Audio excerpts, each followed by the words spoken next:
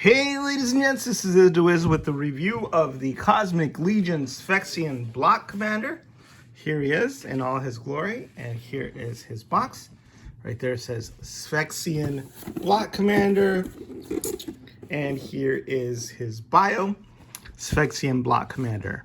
Not much is known about Sphexxian culture, save for the fact that order is maintained through a strict adherence to the hierarchy of the hive. That structure is reflected within the ranks of the Sphex of Havalkatar. The prison blocks are broken up into units of one commander per block, along with an accompanying 10 guards. This structure is reminiscent of the way foraging squads are deployed from Vazapir. The block commanders are responsible for the guards that they supervise, as well as the prisoners of the block. Aside from projecting a physical dominance, it is also rumored that commanders maintain a cognitive oversight of their subordinates. So, yeah, mysterious insectoid alien creatures. One of the staples of sci-fi. One of my favorites. And because what's more alien than the little creatures that we have crawling around in our backyards and all the beetles and bugs and all that that we know very little about, but that never cease to fascinate us. So the thing about this Sphexxian is he's a commander, so he's in charge of the other Sphexxians. And I had thought that because this had the iridescent paint and looked a little fancier in my eyes, that he was going to be my favorite. And that, this guy, because he had a more toned down, more subtle look, was not going to be as cool. But, never underestimate the Four Horsemen and what they can do with paints. And this guy is, I think, probably taken the lead as far as my favorite Sphexxian for a couple of reasons. It's very hard to see when he's in the box, unless you have him in hand and you've taken him out, how much really, really cool subtleties there are to the paint scheme, and that it really pops. I mean, you have these golden highlights everywhere. You've got some purple, say, on the belt piece, on this armored pieces in the front, just a light sort of, metallic iridescent purple. The wings with that green, first of all, they're translucent, and then they have that green that really, really pops, and everything really comes together as far as, the green eyes, the mandibles. I was just staring at those. I couldn't believe how incredibly detailed the paintwork and how incredibly realistic they look. They look like they'd been, carved out of mahogany or some wood, and that some Asian craftsman had painted them up. And of course, that's exactly what happened, and that's what happens every day in the Chinese factories. But look at this subtle shading on this face, on the mandibles, where you have that green, you have the little bony protuberances.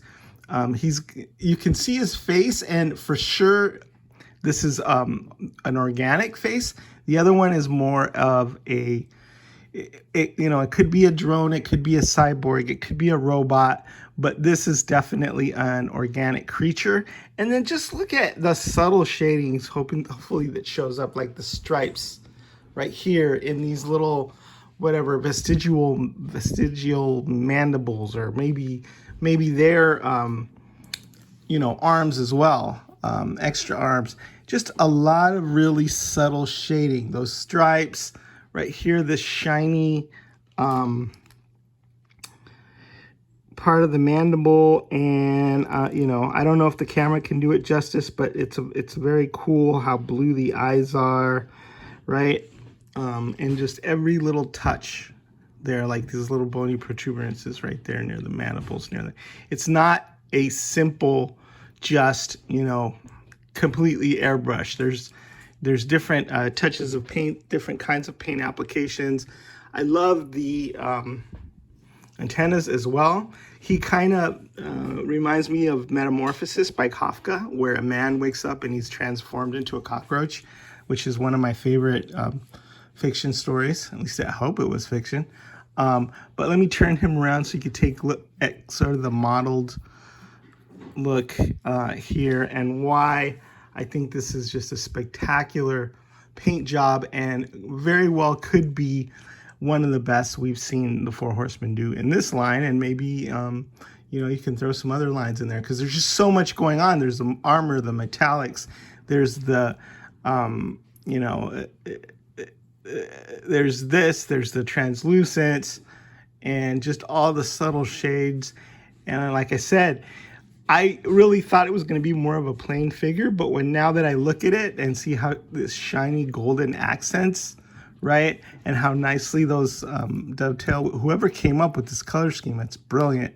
I know that Cameron and Sherry and Eric and a lot of people in the studio work these color combinations out with each other, and they're all responsible for getting these painted up and directing that. But I love everything about it. I love the green little shades, very, very subtly applied on these little smaller arms, on the head. It just looks super duper cool and very, very different than the other Sphexxian because of the organic nature of the head. Then you have this blaster here, which looks like techno-organic as well. The other one was more of a bone paint, and it had, a different colored circles on it. But this is more of, I don't know, like a wine colored. All the details on there are super duper nice. He also has this cool, with the metallic yellow, like stun staff. That's what I'm calling it. I don't know what the official name is for it. And then, of course, the wrist blasters, and those really pop with their kind of a golden metallic sheen to them. And you can take those off if you don't want them, if you feel like they're overpowered or whatever. But I really like these nifty little guns that plug into the forearms there. So yeah, hopefully the light is shining off of this and it looks as beautiful to you as it does to me. Like I said, I'm a sucker for these alien insect creatures, right? The metallic wings, see, I can see through those. You can see the veins. Everything is painted perfectly. I don't see any slop. I don't see any overspray. China never ceases to amaze me. The factory that they have for these guys is top notch, and you can really tell that they put a lot of care into it. I think this is the last of the Cosmic Legions Wave 1 that I'm going to review, but I've had a blast doing this reviews for you guys. Let me show you a little bit more. We've got these sort of very ubiquitous translucent plugs, so you can plug in, into the ports on his belt and then give him some sidearms if you want, right? All of these are, you're able to do that. And then you have a bunch of extra hands. They really didn't scrimp on these. I was really looking at like how amazingly they were sculpted to hold the staff, right? You can see there it's a circle and it fits in there perfectly. Even though these aren't human hands, right? And there's something different. They really went all out to make sure that when the weapons held, when they held the weapons, that they were held in a natural position and that they didn't fall out, and they fit perfectly and snugly. You could see this also, the hands have a little extra paint there, a little modeling, like a little, I don't know, brownish, greenish brownish modeling. So and then the other thing is, again, as I mentioned, they have the wrist that goes up and down, so you can have them go this way or that way, and you can plug them in as needed. You also have the alien gesticulating hands as well. All in all, right, as far as extra hands are concerned, it's 2, 4, 6, 8. So 8 sets of hands. These guys, that, like I said, depending on how you have him configured, whether you want him holding the gun aloft or or, you know, if you want to give them other weapons, or, you know, the stun stick. That the little tiny hands also can help grip the stun stick, and so those are fun to play with. The only thing on these figures is that the little hands have a tendency to pop off. These are tighter than the ones in the earlier Sphexxian, but you know, that is a tiny issue with these, and I would say, you know, maybe in the future, maybe look at making the pegs a little bit longer so they pop in there really well. But that's the only issue. Other than that, he's perfect. A very, very handsome and appropriate addition to this world and its collection.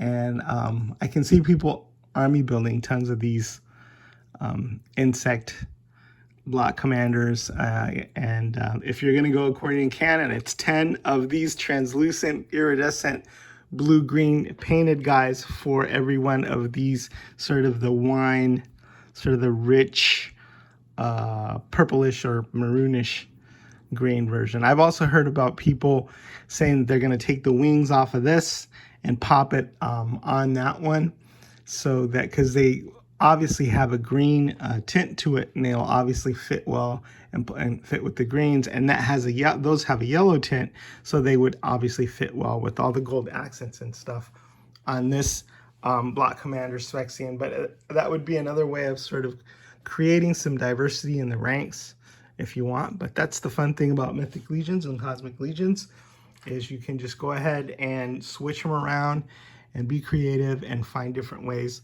of displaying. And this figure has everything. It's got you know, 1, 2, 3, 2 weapons and 2 wrist blasters, wings, and it's pretty solid as far as the way it stands and the way it holds the weapons and all of that. Like I said, the only thing would be that these pop out, that the little hands tend to pop off, and they're a little tough to put in there.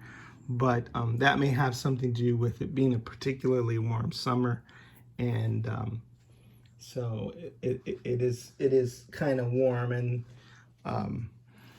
plastic tends to loosen up a bit as it gets warmer.